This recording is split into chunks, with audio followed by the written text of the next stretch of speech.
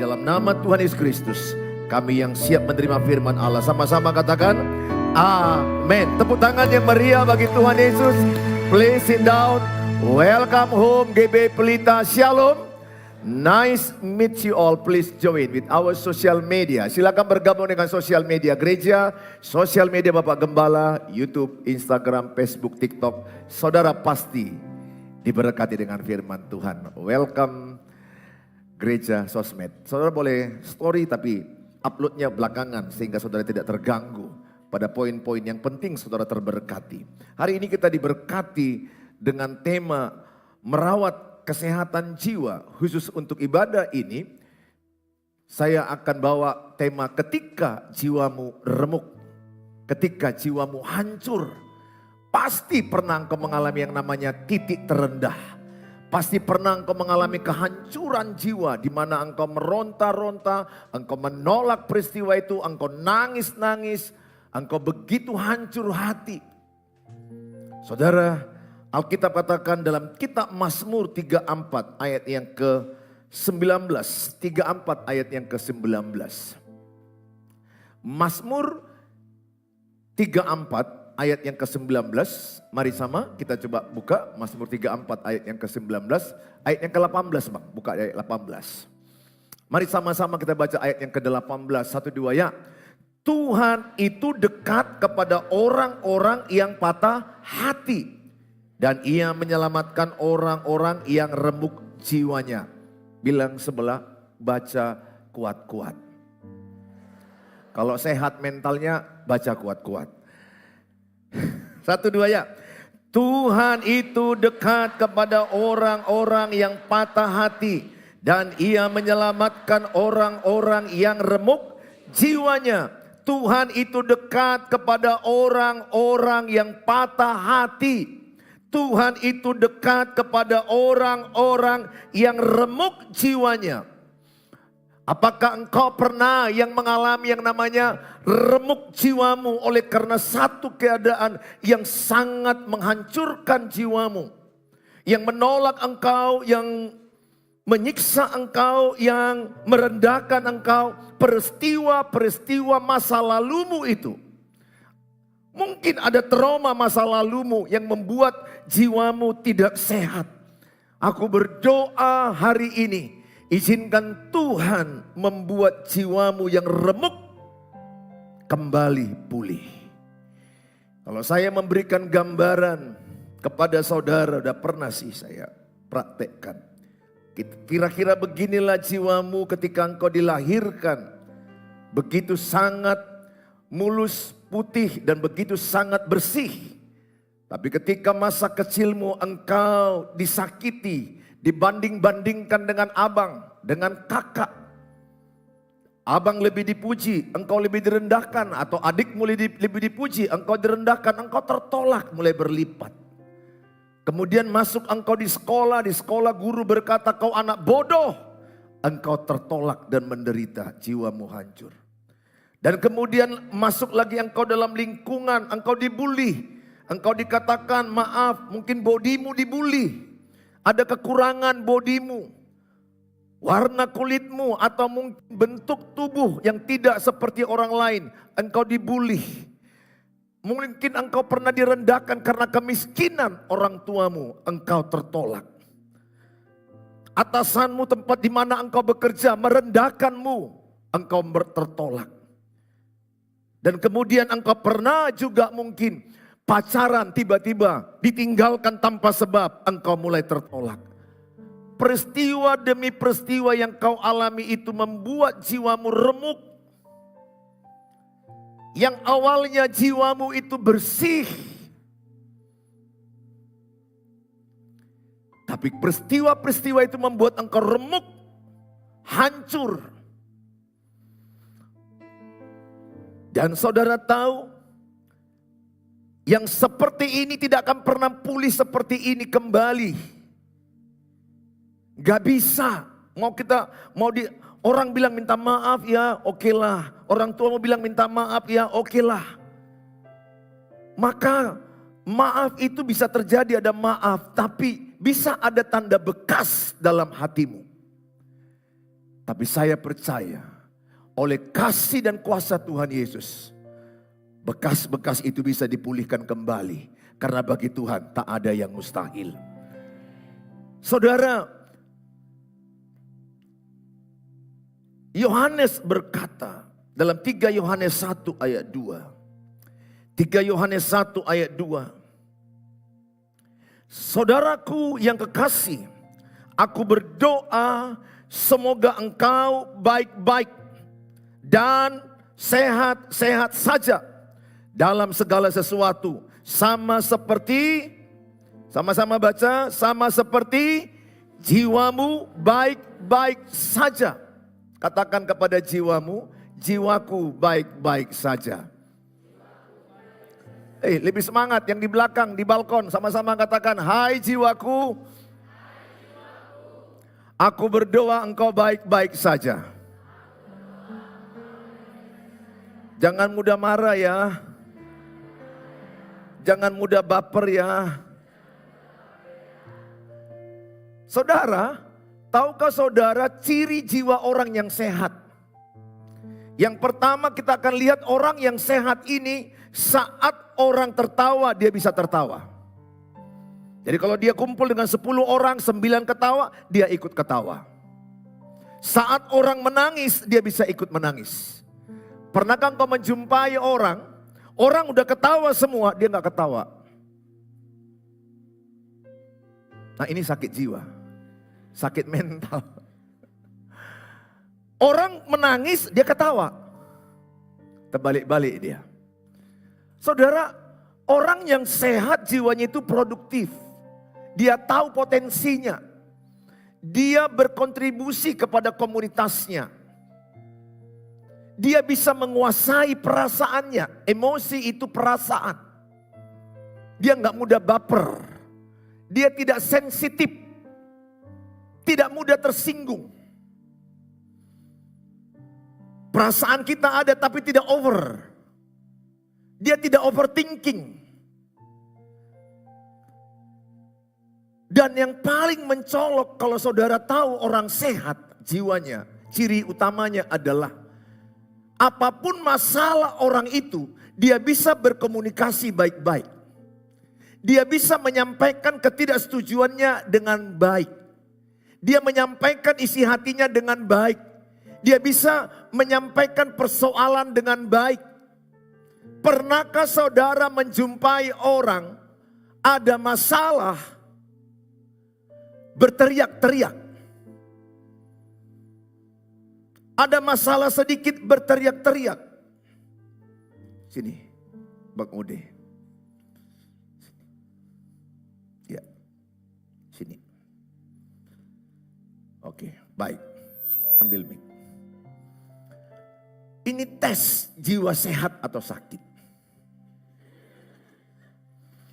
Nah, saudara, anggap ini suami, anggap ini istrinya. Suaminya udah janji jam 8 pergi makan malam. Pergi dinner together. Menikmati suasana malam minggu makan. Tapi dia telat, datangnya jam 9. Perhatikan baik hadapan. Datang jam 9. Ada masalah toh? Masalahnya apa? Dia terlambat. Oke, dia bilang sama istrinya, sorry aku terlambat. Ini Brahman jiwa yang sakit. Ya, oke ini contoh Brahman. Oke, apa yang kau ucapkan ketika engkau terlambat? Sorry aku terlambat bilang. Kurang kuat. Ya. Apa kau bilang? Oh iya. Ya mungkin sakit juga ini jiwanya ya. Oh bukan. Enggak contoh. Tes. Enggak ya enggak. Ini contoh punya pasangan sakit jiwa. Sakit mental. Oke dia terlambat. Apa kau jawab? Apa kau bilang kepada istrimu yang sudah menunggu 1 jam? Suaranya nggak ada bang.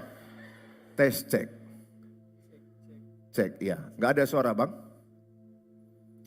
Tes cek. Oke, minta suara yang hati itu lagi coba. Oke. Nah, saudara sering sekali dia bilang aku terlambat. Sorry, dia bilang aku terlambat. Tetapi lihat, dia adalah orang yang sakit mentalnya. Marah-marah karena terlambat. Apa kau bilang? Gak menghargai waktu atau apa? Silakan. Kamu ya terlambat. Oh ya, kurang. Nggak, serius, ini serius ya. Udah janji dia bilang. Udah janji. Coba terus. Kamu ya terlambat terus. Iya, udah. Kan udah janji jam segini. Nah, perhatikan, dia sakit mental. Padahal dia sudah bilang sorry. Sorry. Nah, sekarang berubah kejadiannya. Dia lupa membawa apa yang dibilang istrinya. Istrinya bilang, "Pak, jangan lupa ya ambil baju di rumah mama mertua. Bajuku tinggal semalam." Lupa dia. Nah, sekarang dia mentalnya sehat. Tadi kan sakit, sekarang mentalmu sehat. Kau bilang apa? Kau lupa janji bahwa kau harus bawa sesuatu dari rumah mama. Bajunya ketinggalan. Tadi terlalu banyak urusan. Oh, terlalu banyak urusan. Iya. Ini kurang romantis deh ya, saudara. Kalau sama istriku langsung disalibkan seperti ini. Ya, oke, gak apa-apa. Ini pramen, contoh aja ya. Baik. Nah, oke, kau sehat mentalnya. Oke, nggak apa-apa. Jangan. Oke, nggak apa-apa. Terus apa lagi kau bilang? Lain kali jangan lupa lagi ya. Perhatikan. Dia punya kesalahan, lupa mengambil janji. Mengambil sesuatu yang harus diambilnya. Tetapi karena sehat mentalnya, dia bisa bilang apa? Oke, nggak apa-apa. Lain kali ya. Perhatikan. Ingat, dia bukan manusia yang sempurna. Ini bukan manusia yang sempurna. Tapi karena sakit mental, hanya masalah 1 jam terlambat. Wah, kau memang ya. Kita udah janji, gak kau hargai janji kita. Kau memang betul-betul lah kau bukan manusia. Sampai bukan manusia loh bisa begitu. Aduh loh, sampai istri bilang kau bukan manusia, betul-betul kau setan katanya. Nah saudara, udah terlalu jauh biasnya. Dia hanya masalah terlambat 1 jam. Masalahnya kecil, dia pun sudah minta maaf, sorry. Tapi karena istri sakit mental, dia menyerang dengan habis. Silakan kembali ke tempat. Nah saudara, peristiwa ini sering sekali kita lihat di rumah. Bahwa adanya orang-orang yang reaktif ketika ada masalah dalam hatinya. Jujur dulu, siapa di ruangan ini yang pernah berteriak-teriak untuk mau menceritakan masalah atau menjelaskan masalah? Angkat tangan. Berteriak-teriak, yang pernah berteriak suaranya sampai tinggi. Kau memang ya, aku memang udah kubilang jangan kau begitu. Kau tidak pernah dengar apa yang kubilang. Sampai berteriak, katakanlah masalahnya sesuatu, terlambatlah, lupalah. Siapa yang pernah berteriak-teriak? Coba angkat tangan. Oh, yang tidak pernah berteriak ini kurasa bahan bakunya dari sorga semua ini. Tidak pernah berteriak. Kalau engkau berteriak-teriak itu menggambarkan jiwamu sakit. Mungkin engkau punya atasan sampai banting meja. Sampai pukul pintu. Sampai itu sakit. Siapa di antaramu yang sampai pernah lihat orang kepalanya pun itu sakit. Beberapa mulai memandang diriku, aku sakit. Ya betul, engkau sakit. Ya. Siapa di antaramu yang pernah ada masalah, diam. Ini sakit, kena mental ini. Apa masalahnya? Diam. Jawab sendiri. Harusnya udah tahu kau itu. Ini kena mental ini. Sakit ini. Yang ketawa ini pelepasan ini. Bayangkan. Kalau engkau punya suami, sakit mentalnya, sakit jiwanya. Pernahkah engkau menjumpai suami istri? Kau ya, yang marah. Kemudian ada lagi suami yang bisa pukul istrinya. Ada juga istri yang membentak suaminya seperti anak kecil. Kemarin aku agak ketawa melihat dalam stiker di sebuah mobil. Dia bilang begini, waktu kecil aku dibentak mama. Sesudah dewasa aku dibentak istri. Dalam hatiku, kok benar juga ini kalimat. Ya, suami yang sependeritaan, senyumlah engkau. Waktu kecil dibentak siapa? Mama. Udah besar, dibentak istri. Yang lebih sedihnya, waktu pacaran pun kau sudah lihat sakit jiwanya pacaran itu. Tapi kau teruskan, kau gaspol. Dan akhirnya kau disalibkan dalam pernikahan itu. Baru kau bilang ke saya, Pak Pendeta, sesungguhnya aku udah ragunya aku. Kenapa? Gak terbilang lah Pak Pendeta. Udah berapa kalinya aku dibentak ini pada waktu pacaran. Cuma mataku dibutakan iblis Pak Pendeta. Dengar, kalau engkau punya cewek yang tidak bisa menguasai hatinya, pikir perasaannya, berbahaya bagimu. Karena pernikahan itu segudang masalah. Akan banyak persoalan. Kalau engkau jumpa cewek yang masih meledak-ledak. Apalagi banting meja sebagai wanita. Dan kau bilang, ih cantik kali kau banting meja itu. No tomaho. Very stupid. Kalau engkau melihat seorang cewek udah banting meja. Kemudian kau tetap mencintai dia dan meneruskannya. Ingat film itu 2 jam. Trailernya 2 menit. Pacaran itu kau 3 tahun. Menikah 30 tahun. Atau 50 tahun. Pacaran itulah gambaran pernikahanmu. Hanya itu pun waktu pacaran. Dia bisa drama-dramaan. Ketika jumpamu. Diambilnya topeng dari atasnya. Udah makan kau bang? Apa kabar bang? Apalagi masih PDKT ke dia. Abang, betul gak saudara? Gak ditunjukkan kukunya yang panjang kuntilanak itu gak ditunjukkannya. Gak ditunjukkan giginya, gigi taring yang tumbuh itu pampir itu gak ditunjukkannya. Iya bang, mau makan apa? Teh manis dingin, kopi, teh susu, indomie kuah. So sweet. Setelah kau menikah dengan dia, kau mau ku rebus atau mau ku goreng? Aku berdoa anak-anak muda katakan oi. Anak-anak muda kalau engkau menjumpai cewek yang masih meledak-ledak emosinya, sakit mental. Sakit mental. Kalau engkau menjumpai anak gadis sikit-sikit merajuk, sakit mental. Sedikit-sedikit merajuk sedikit-sedikit. Sikit-sikit blokir. Habis kasih GoFood buka. Saya mau bilang samamu, please. Menikah itu 50 tahun. Mau berapa GoFood yang kau buat sama dia? Ya, aku terasa ya. Engkau tertawa sekarang karena kalau belum merasakan bagaimana setelah menikah. Waktu pacaran kau masih biasa-biasa aja. Setelah menikah, kau gak bisa kemana-mana. Karena pernikahan hanya sekali sampai kematian. Makanya saudara hati-hati dalam hal itu. Kalau engkau punya persoalan kau bawa diam, silent, itu sakit jiwamu. Sakit jiwamu kalau engkau silent. Apalagi engkau silent sama istrimu. Apalagi engkau silent sama suamimu. Ada yang ku tahu 2 minggu silent-silentan suami istri. Diam-diaman. Bayangkanlah kalau engkau suami istri naik mobil dari Medan sampai ke Parapat diam-diaman. Itu pohon tumbang.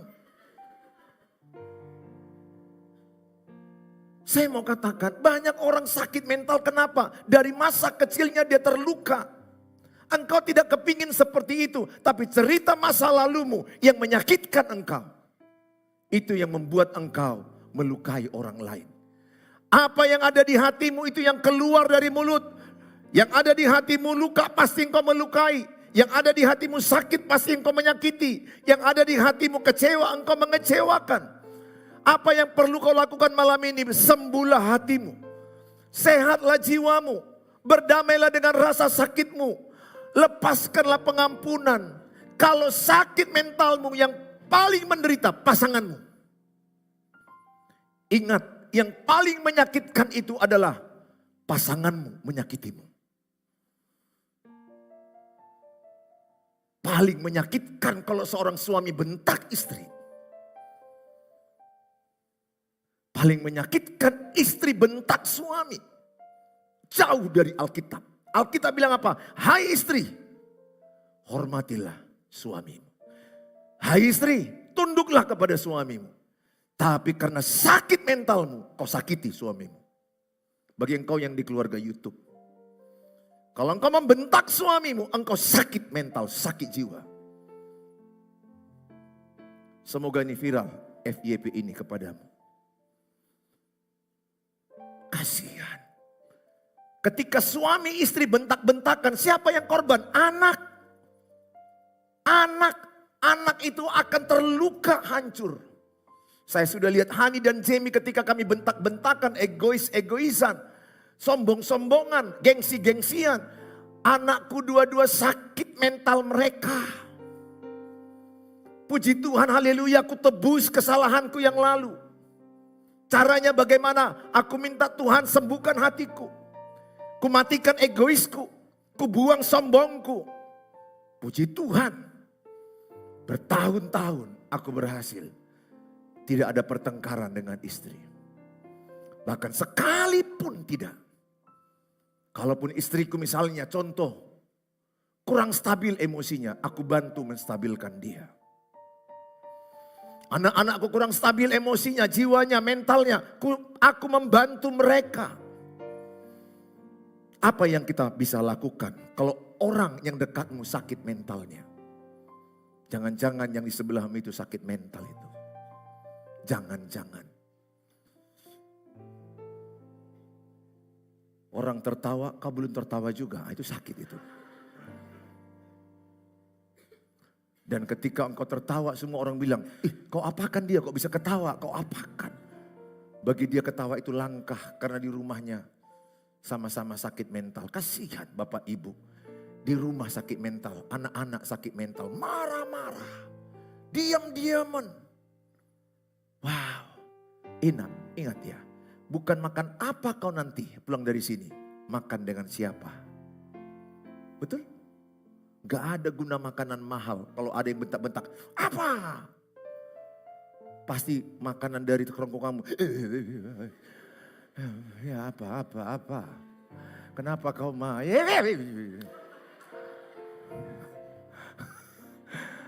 Ayam pun ikut berkokok. Karena istrimu sakit mental. Enak makan itu sambil ngomong-ngomong. Gimana kabarmu kemarin? Gimana kamu? Happy birthday ya. Aduh, gimana keadaanmu? Gimana ketawa-ketawa? Wah, kan kalau ketawa kan gak nampak congok. Betul gak saudara? Nah, kalau ketawa kan gak nampak congok. Bayangkan kalau di tempat itu semua sama-sama diam lihat makanan. Round table. Ada ayam, ada ikan, semua diam. Sama-sama sakit mental semua. Ikannya pun hidup kembali, saudara. Saya berdoa, sehatlah mentalmu. Supaya sehatlah jiwamu. Supaya jangan kau sakiti orang yang kau cintai. Kalau engkau sembuh, maka engkau menyembuhkan jiwa sekelilingmu. Aku berdoa, jiwamu baik-baik saja. Sarangeo. Aku berdoa emosimu baik-baik saja. Aku berdoa engkau memiliki perasaan yang stabil. Orang yang sehat jiwanya perasaannya stabil. Dipitnah tetap stabil. Digosip tetap stabil. Direndahkan tetap stabil. Dia tidak mudah meledak. Bukan tidak boleh tegas. Apa yang perlu kita lakukan kalau orang sakit mentalnya. Sakit jiwanya karena terluka. Yang pertama adalah menjadi pendengar yang baik. Menjadi pendengar yang baik. Dalam kitab Lukas 10 ayat 38 sampai 42, ketika Yesus dan murid-muridnya dalam perjalanan tibalah ia sebuah kampung. Seorang perempuan yang bernama Marta menerima dia di rumahnya. Perempuan itu mempunyai seorang saudara yang bernama Maria. Maria ini duduk dekat kaki Tuhan dan terus mendengarkan perkataannya. Sedang Marta sibuk sekali melayani. Ia mendekati Yesus dan berkata, "Tuhan, tidakkah engkau peduli bahwa saudaraku membiarkan aku melayani seorang diri? Suruhlah dia membantu aku." Tetapi Tuhan menjawabnya, "Marta, Marta, engkau khawatir dan menyusahkan diri dengan banyak perkara. Tetapi hanya satu saja yang perlu. Maria telah" apa dikatakan? "Memilih bagian yang terbaik." Lukas 10 ayat yang ke-42. Maria telah memilih bagian yang terbaik yang tidak akan diambil daripadanya. Ketika ada yang namanya Maria dan Marta dalam satu rumah bersaudara, Yesus datang dan kemudian Marta berkeluh kesah. Berkeluh kesah. Apa yang dikeluh kesahkan dia? "Yesus, lihatlah, saudaraku itu membiarkan aku kerja sendirian. Aku sibuk nyapu, aku sibuk kebersihan, aku siap menyiapkan makanan." Dia sampaikan unek-uneknya. Apa yang dibuat Yesus? Mendengarkan cerita itu. Mendengarkan. Maria duduk dekat kaki Yesus mendengarkan cerita Tuhan. Dan juga mau menyampaikan isi hatinya kepada Tuhan. Maka Matius 11 ayat 28 apa katanya? Matius 11 ayat 28. "Marilah kepadaku yang letih, yang lesu, yang berbeban berat. Maka aku akan memberikan kelegaan kepadamu." Saudara, mungkin perasaanmu penuh dengan amarah, dengan kecewa, dengan sakit hati. Ini harus kau sampaikan ke Tuhan Yesus. Yang kedua, ceritakan kepada seseorang yang mau mendengar ceritamu. Maka yang membuat sakit mental orang adalah menyimpan kepahitan. Menyimpan kecewa di hatimu. Menyimpan cerita yang tidak enak di hatimu. Dengar. Orang yang suka menyimpan sakit hatinya, dia akan sakit mental. Harusnya engkau lakukan apa? Let go. Let go. Lepaskan rasa sakitmu. Jangan kau bawa. Udahlah, yang lalu biar berlalu. Mungkin ada orang yang mengecewakanmu 5 tahun lalu. 2 tahun lalu, masa kecilmu kau dikurung. Kau diusir. Kau dibandingkan. Kau enggak diakui anak. Kau dikecewakan. Apapun itu. Engkaulah yang tahu cerita masa lalumu. Kalau kulihat Puterawang, sepertinya masa lalumu banyak pahit. Ceritamu banyak yang tidak enak. Tidak adil, tidak baik bagimu. Saya pun punya cerita itu. Saya pun punya cerita dilukai, dibandingkan, disakiti, ditolak, dikecewakan, direndahkan, dipandang hina. Aku alami itu. Tapi kalau itu tetap ku genggam, akan capek hidupku. Akan sakit. Coba praktek. Genggam tanganmu. Genggam yang punya tangan. Genggam. Kutanya, kalau kau genggam, genggam lebih kuat. Sakit. Tidak nyaman. Tidak enak. Rasa sakitmu itu kau genggam. Rasa kecewamu kau genggam. Tahun 2025 kau bawa. Bulan 5 kau bawa. Bulan 6 kau bawa. Bulan 7 kau bawa. Bulan 8 kau bawa. Betapa sakitnya hidupmu. Ingat, Yakobus 3 ayat 2 berkata, manusia itu banyak kesalahannya. Yakobus 3 ayat 2 berkata bahwa manusia itu, sebab kita semua bersalah dalam banyak hal. Istriku banyak salahnya. Aku pun banyak salahnya. Anakku banyak salahnya. orang tuamu banyak salahnya. Yang di sampingmu itu banyak salahnya. Dirimu pun dan diriku banyak salahnya. Nobody perfect. Tidak ada yang sempurna. Ada tutur kata saya khotbah begini pun bisa melukai orang. Saya nggak sempurna. Siapapun yang pernah mengecewakanmu, keputusanmu menentukan engkau kecewa atau tidak kecewa. Aku hanya katakan, anakku, jangan tinggal dalam kecewa. Pasti bisa kecewa, tapi jangan tinggal dalam kecewa. Sakit hati bisa terjadi, tapi jangan tinggal dengan sakit hati. Jangan, cerita masa lalumu biarlah berlalu. Paulus berkata, yang lalu biar yang berlalu, yang baru telah datang. Bagaimanakah menyembuhkan lukaku? Aku butuh cerita kepada Tuhan Yesus. Mazmur katakan seperti lagu, sampaikan pada Tuhan Yesus. Sampaikan pada Tuhan Yesus. Daud sampai menangis. Hana sampai menangis. Nabi Elia sampai minta mati. Saul sampai minta anggotanya bunuh aku. Akhirnya dia membunuh dirinya sendiri, jatuh ke pedang itu. Sakit mental. Raja Daud, Raja Saul. Apa bedanya? Daud datang ke Tuhan, Saul tidak. Maka ketika sakit hatimu, kalau engkau mau nangis, nangiskan ke Tuhan.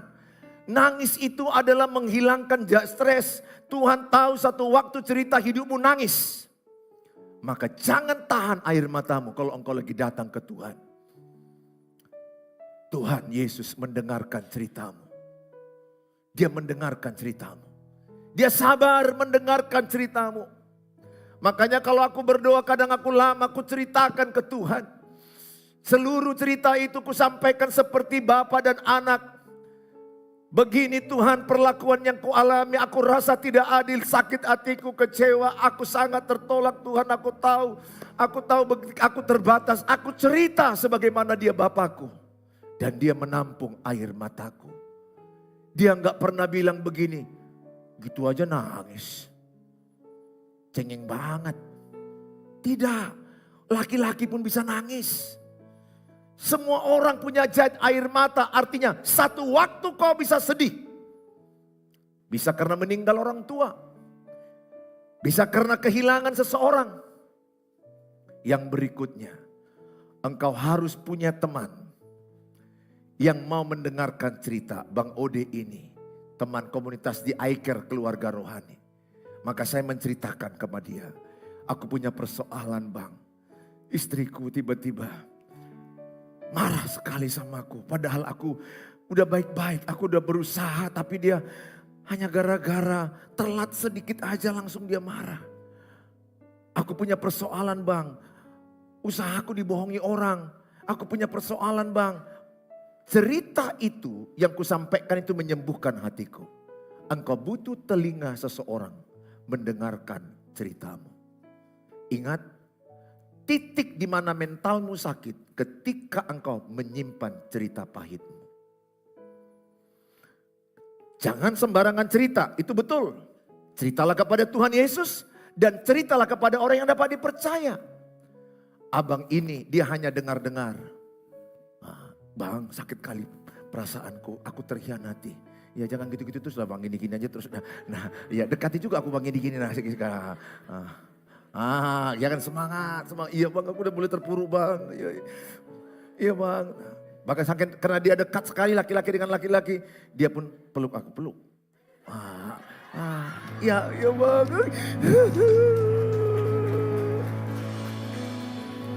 Pinjam dulu 100.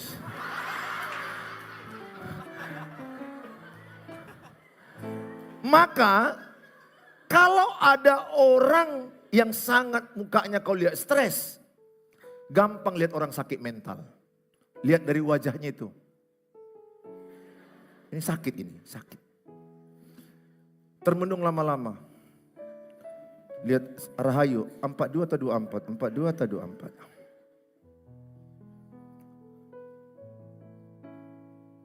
Selagi ada semangatmu, semua penderitaan bisa kau hadapi. Amsal 18 ayat 14. Yang kedua, yang ketiga adalah menyediakan dukungan emosi dan memberi dukungan komunitas. Poin kedua dan poin yang ketiga. Maka ketika ada persoalan, engkau butuh telinga seseorang dan engkau membutuhkan ada dukungan, kau bisa. Kita nggak butuh penghakiman.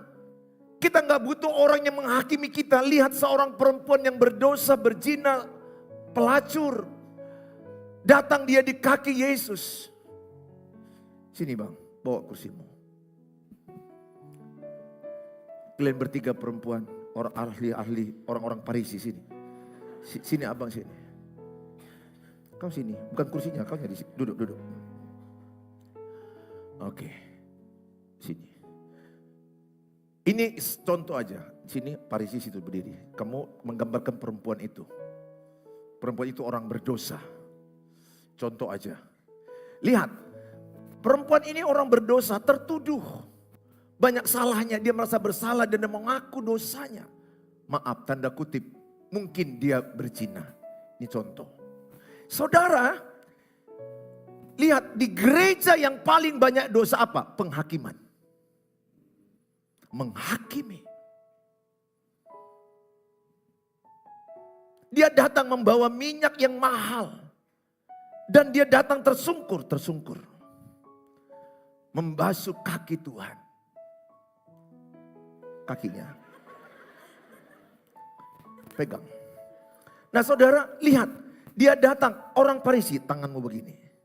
Begini tanganmu, tunjuk. Ini orang penghakim. Orang Farisi. Kalau dia itu nabi kan harusnya tahu yang datang itu siapa? Orang berdosa. Ini lagi menghakimi, tunjuk kemari. Ngapain kau datang kepada Tuhan? Engkau najis. Engkau pendosa. Kau gak layak mendekati. Lihat, orang begini banyak di gereja. Penghakim banyak di gereja. Merasa dirinya benar. Dia tertuduh. Dia datang mau bertobat, tapi ini tuduhan. Bukankah banyak orang melayani di gereja? Gak cocok ke pelayanan, gak cocok ke pelayanan. Bukan berarti ketika engkau melayani bisa sekaligus buat dosa. Tidak.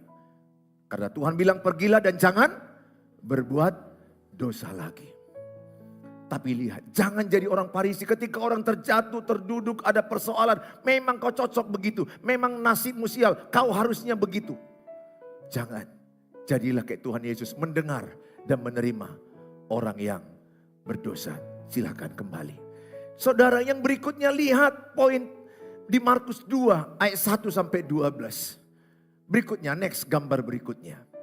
Maka saudara lihat bahwa ada orang sakit terus. Nah, orang sakit ini, ingat ketika orang sakit fisik, bisa juga mentalnya sakit. Engkau lebih sensitif ketika tubuhmu lama sakit. Ketika seseorang sakit, mental juga bisa sakit loh. Bisa, bukan harus.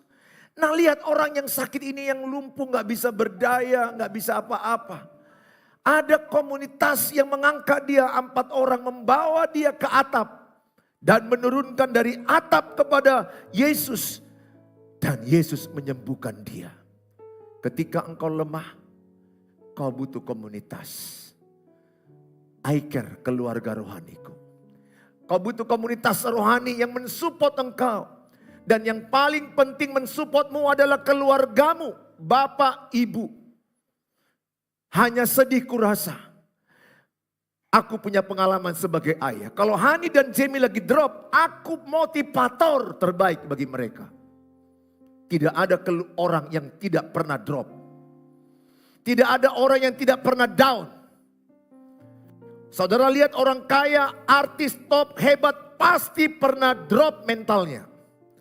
Lihat bintang Korea, mati bunuh diri. Lihat bintang-bintang Indonesia, saking drop mentalnya, ekstasi, narkoba, homo, LGBT, free sex. Mereka lari ke dunia yang salah. Aku berdoa, Gereja ini adalah menolong orang yang mentalnya jatuh. Dan aku berdoa, engkau dan saya dipakai Tuhan menolong orang yang lagi lemah. Wake up, bangkit, engkau bisa. Kalau dia bilang aku gak kuat, kau kuat. Ada Tuhan Yesus, ada aku yang menopang engkau. Aku berdoa, kalau engkau punya bapak mama yang selalu melemahkan engkau, toksik samamu. Ini yang berat memang. Kalau orang jauh toksik, kau mesti dekati dia. Tapi kalau suamimu toksik, istrimu toksik, apa yang kau lakukan? Ini pertanyaan keluargaku di YouTube. Shalom. Paling banyak tanya sama saya, Pak Pendeta bilang jauhi orang toksik. Apakah harus kujauhi suamiku yang toksik? Ada suami yang sangat beracun lidahnya. Di Siantar. Dan dia telepon saya istrinya, Pak Pendeta. Tiap bangun pagi, malam mau tidur, aku direndahkan terus. Kau perempuan tidak berguna. Engkau istri tidak ada artinya. Kaulah yang paling bodoh. Kok bisalah aku menikah sama kau. Tiap hari, berbulan-bulan, bertahun-tahun. Ini bagiku sangat berat. Bertahun-tahun aku berdoa. Sembuhlah hatimu supaya kau tidak toksik sama istrimu. Supaya kau tidak toksik sama suamimu. Suamimu itu banyak salahnya, tapi tidak harus kau salibkan suamimu. Cukup Tuhan Yesus yang mati di kayu salib. Aku berdoa, mampulah engkau sembuh hatimu. Supaya engkau menyembuhkan orang lain. Supaya sehat jiwanya, sehat rohaninya. Sehingga dia produktif, dia menjadi berkat, dia naik dan dia tidak turun. Aku berdoa, setiap saudara, sehat-sehatlah jiwamu. Amin. Genggam tanganmu sama-sama. Yang punya tangan aja. Katakan, aku lepaskan rasa sakitku. 1, 2 ya. Aku lepaskan cerita pahitku. Aku berdamai dengan masa laluku. Terakhir katakan, let go. Teman yang sebelahmu, gini kan, let go. Kalau kau let go, kau sembuh. Karena kau serahkan ke Tuhan. Tapi kalau engkau simpan rasa sakitmu, orang yang paling dekat samamu akan kau sakiti. Aku berdoa, sehatlah jiwamu ya. Bilang sebelahnya, jangan teriak lagi dong, bilang sebelahnya. Sampaikan baik-baik ya, bilang.